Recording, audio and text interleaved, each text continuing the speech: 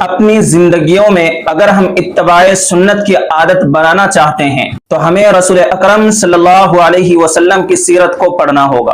رسول اللہ صلی اللہ علیہ وسلم کی سیرت جتنی پڑھیں گے اسی قدر سرکار دو عالم صلی اللہ علیہ وسلم کی محبت ہمارے دلوں میں راسخ ہوگی۔